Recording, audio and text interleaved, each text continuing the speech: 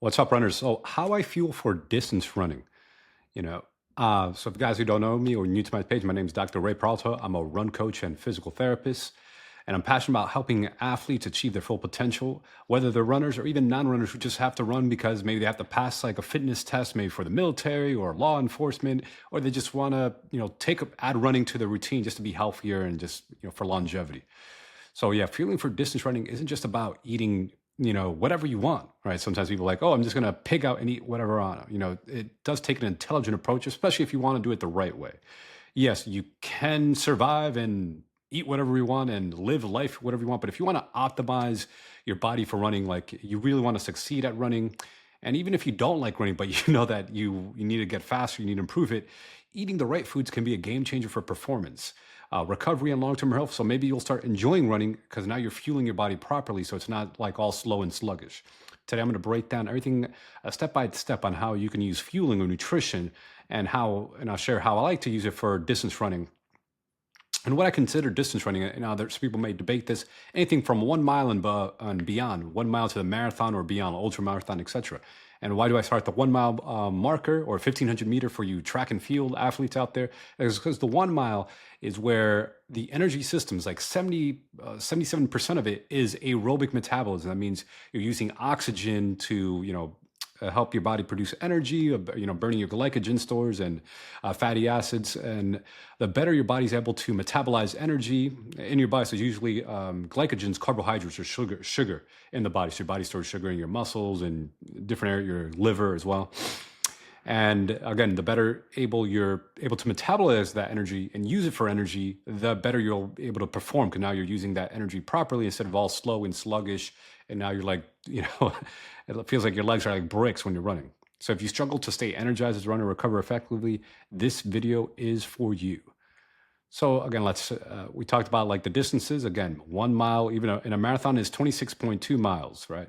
And all these distance from the 1 mile and beyond, they're going to be aerobic in nature, right? And that's really it's going to matter because what you put into your body, right? If you're doing sprinting, carbs are also important as well, but sprinting's a little different than distance running, right? The sprints are like the 100 meter, 60 meter, 200 meter, 400 meter.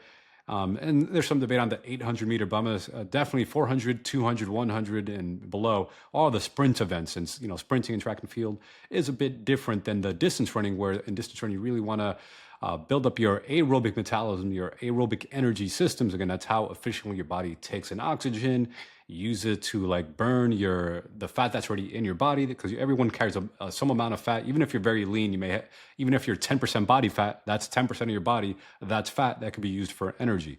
Obviously, you want to get rid of all of it because that's a dangerously low, but in the average scenario, we're not talking about survival here. Even if you're very lean, some of that fat that you have on your body can be used for energy. And obviously, we make sure you're fueling, especially if you're doing a marathon, you'll be fueling doing like a marathon or half marathon distances during the race as well, or the event. Okay. So what are the key nutrients for distance runners? You may be like, okay, Ray, well, that's nice that you define the different distances, but what are the nutrients that you need? All right, so you've probably heard of the macronutrients, right? Carbohydrates, fats, and proteins. We're going to be breaking them down here one by one. And when it comes to distance running, it's not bodybuilding where you have to like prioritize protein. Like, protein is very important for runners for sure, but you don't have to eat excessive grams of protein because you're trying to bulk up and build muscle and be all jacked and stuff, right? If you're a distance runner, maybe you care about being functional, just being lean. Now, and maybe you just are okay with the weight you are, you're okay maintaining your current weight, but you're not looking to be super bulky with muscles and stuff. You want to be functional and just be able to run. So carbohydrates are your friend. I'm gonna say that's probably the key nutrients. And it's interesting, a lot of runners who take up running don't actually eat enough carbs. You're like, wait a second, most Americans are overweight and unhealthy, but we're talking about running here. And even though they may eat carbs, they're not eating the quality carbs, like whole grains, fruits and vegetables, which will actually fuel them. Because if you eat, cookies and cakes all the time, not saying you can't have that stuff in moderation, but if it's like 80% of your carbohydrate intake is cookie, cakes, and sweets and stuff, you're gonna have a big crash energy surge, and then you're gonna crash. You're gonna feel slow and sluggish. You're having donuts for breakfast, donuts and a latte, and then having like a burger for lunch, and then having pizza for dinner. That's not the optimal diet or way to get carbohydrates. So carbs are definitely important for distance running. And ideally, if you're especially if you're training for like the marathon distance or even half marathon, you want to aim for about 3 to 4 grams per pound of carbohydrate, right? So if you're a 150-pound runner, that's actually like 450 to 600 grams of carbohydrates per day. Now, it may vary a little bit. Like if you're just training for a 5K or a mile, maybe it's a little, maybe it's about 300 grams of carbs. But regardless, you still want to have enough carbs that you're putting in your body, and make sure it's whole food sources, right?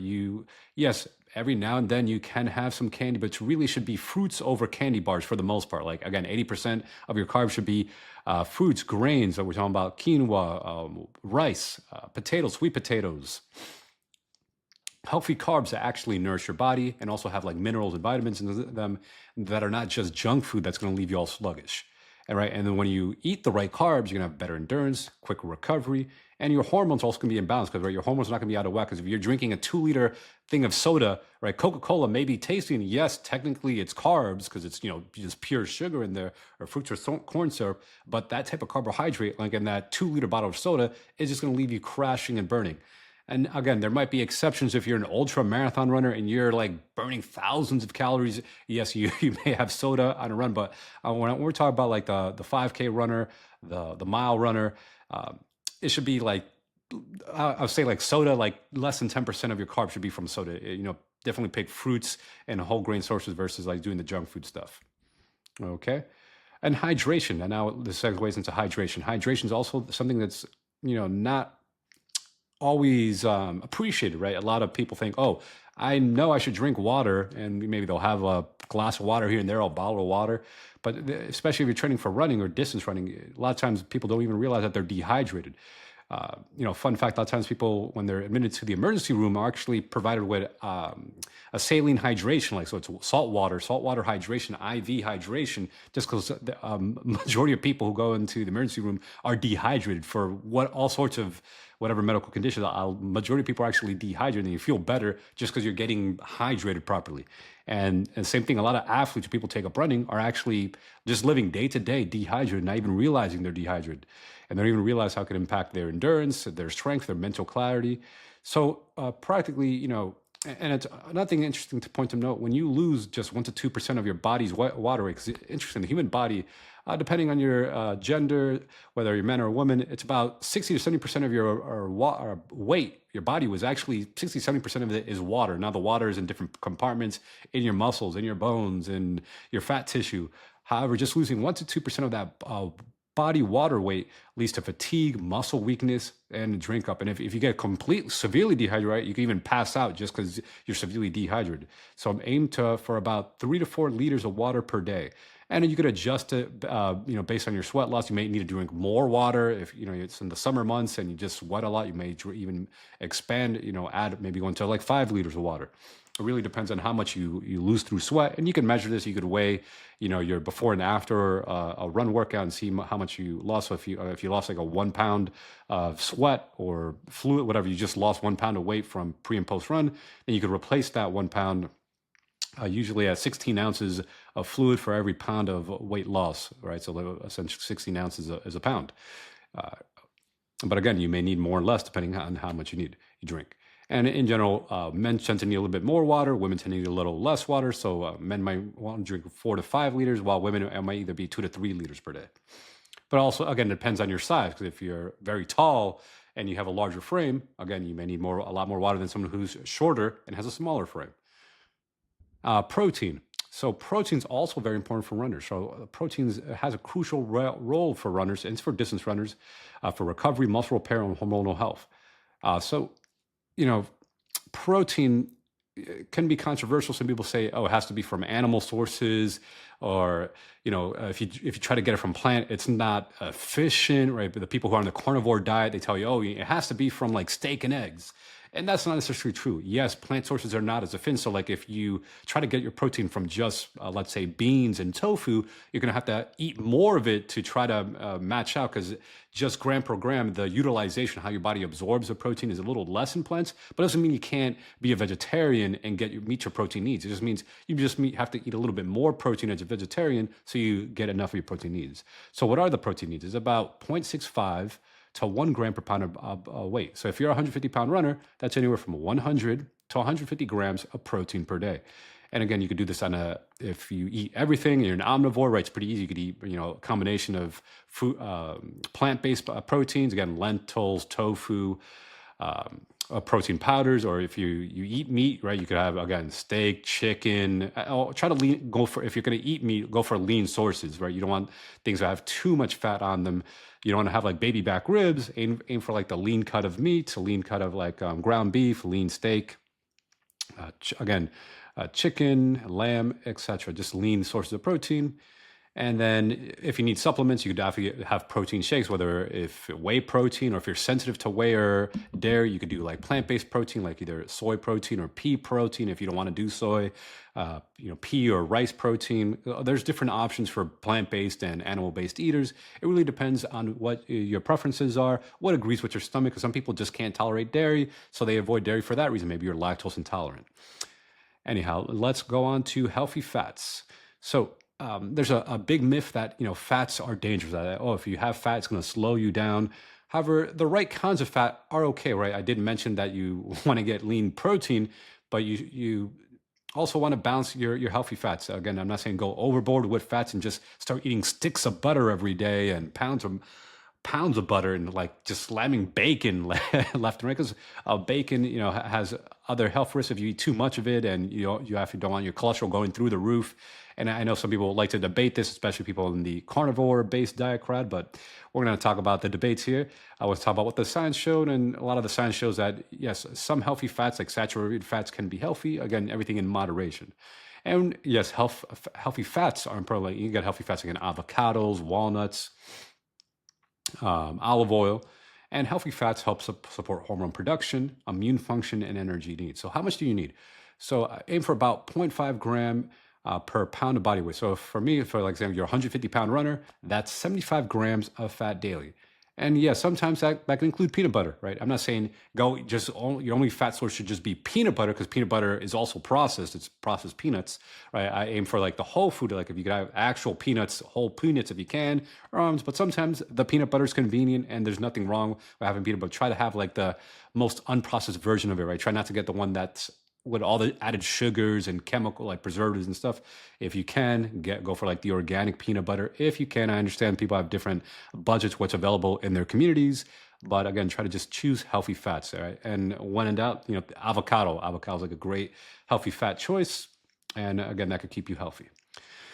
Micronutrients and eating the rainbow, and also it's important to have enough vitamins and minerals. So if you're eating enough carbs, proteins, and fats, the three big macros, you'll get most of your bases covered, but you still want to have fruits and vegetables in your diet to help get the remaining vitamins, minerals that are probably missing from like the chicken, right? Like the vitamin C and stuff. Because if you only eat meat, oftentimes you're not getting enough vitamin C. And where do you get vitamin C? In citrus fruits like oranges, kiwis, strawberries. So it's very important to get this, right? So make sure that when you're doing fruits and vegetables, think of the rainbow, or eat seasonally if you can, right? Try to go to your local farmer's market, get fruits and veggies that are in season, and think about the rainbow, like different colors of fruits and vegetables, like your red apple, or like green veggies like cucumbers, spinach, lettuce, or orange, carrots, right? So just again, think about these different colors. Try to eat the rainbow, all the different colors: red, orange, yellow, green, purple, violet vegetables, fruits, and veggies. And that way you'll have the full spectrum of vitamins, minerals. Especially if you're very, you're eating like seasonal fruits and veggies, like from your local farmers market and things like that.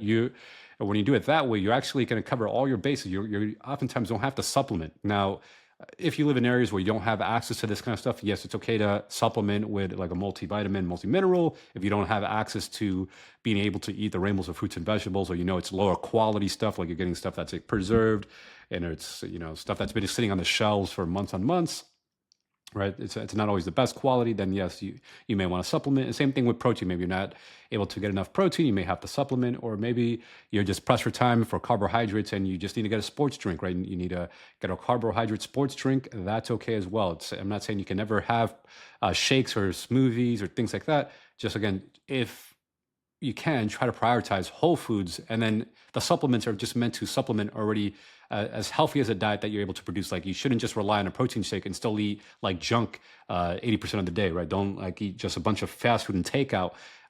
You should still be aiming to eat whole, unprocessed foods when possible. All right, so now let's also talk about meal timing for optimal performance. And we're going to break this down into like pre-workout, during workout, and post-workout. Or you think about pre-run, during run, and post-run. So pre-run. So depending on the type of run you're doing, right? If it's a very short run, let's say you're doing a speed workout, it's like 400-meter or 800-meter track repeats, and you do it like first thing in the morning, and you already had like a big meal in the evening. It's okay to do it fasted, right? I know some people may like, whoa, you never do fasted workouts. It's okay. Now, if you find that you're low on energy, I recommend like, hey, like an hour before, have like a small meal, a light meal. Maybe it's like a small bowl of oatmeal, maybe some toast with nut butter, or maybe a shake, like a fruit smoothie or a protein and fruit smoothie or shake, depending on your preferences and how your stomach handles it. Now, if you have time and maybe you work out later in the morning, or assuming it's a morning workout, or whenever you like to do your workout, you have time, maybe you want to do a full meal, which is like 3 to 4 hours before your run workout. Have a full meal, right? That's going to do, think of just a classic plate. I'm Hispanic, so I like to have like rice and beans and maybe like a protein source. So maybe we'll have like chicken, rice and beans, and some veggies, right? But whatever you consider a full meal for you, maybe you like having pasta. Uh, Again, make sure it's like whole, not processed stuff, not stuff with a bunch of chemicals and sweeteners and stuff like that. But whatever you like to have as a full meal, and then have it like 3 to 4 hours before you actually, or maybe it's like a breakfast meal. Again, just time it 3 to 4 hours if it's a full meal. Now, if it's a light meal, like again, like the light shake or something, you could do it like an hour. And if it's like, especially if you're doing a long run, maybe you're doing stuff like an hour long, like a 10K, a 6 mile run or longer, and you need like more nutrients in your body, definitely opt for more like a full meal, or maybe a full meal and a snack or that light meal before the workout, right? So you may have a full meal 3 to 4 hours before, and then have like some fruit or something like maybe 30 minutes or an hour before the actual run workout, just so you have enough fuel for the workout. Now, during the workout, so if your workouts are under 2 hours, it's usually, you're thinking about like the mile run. If you're running a mile, 2 mile, 3 mile, 5 mile, 6 mile runs, usually most people can compete 6 miles under 2 hours. Like even if you're like a slower runner, it may take you an hour and a half to do, 6 miles of 10K. But you typically want to prioritize hydration, right? Water. Now, if you're in a hot weather environment, like you're sweating tons and tons, you may do a sports drink with electrolytes because, hey, if you're just losing so much because it's so freaking hot outside, yes, the sports drinks are appropriate, right? Gatorade, Powerade. I opt for like coconut water, or you do coconut water. And there's different, you can make it do it yourself, watermelon water. There's so many different whole food or fruit varieties that don't have to be like the processed chemically Gatorade stuff. If you're trying to avoid like the chemicals and stuff, you could do like, again, coconut water, watermelon water, even do like lemonade, watered down lemonade, because you still want to have more water to the actual fruit juice component. If it's too thick, like it's too sugary, it's still going to be slow to digest in your stomach. It could lead to stomach cramps if it's like pure orange juice, right? You might do watered down orange juice, for example, if your body tolerates it as well. Now, if your workouts are over 2 hours, right? Let's say you're training for like a marathon, and now you're doing like 13, like doing even a half marathon. Your runs are now like 2 hours or longer. Maybe you're a slower runner, it takes you like 2 hours more to do 13 miles, or which on 15 miles, etc. In this case, you may also want to do proteins and carbs. You may actually have like a protein shake plus the sports drink, or you make like a smoothie and like carry it with you. And I understand with the warm weather, it might be a little gross. So maybe you do EAAs, essential amino acids, right? So essential amino acids are essentially the broken down forms of protein. And I recommend that over BCAAs, branched chain amino acids, because EAAs, essential amino acids, contain all essential amino acids. And then your body can like use that as like a whole protein source.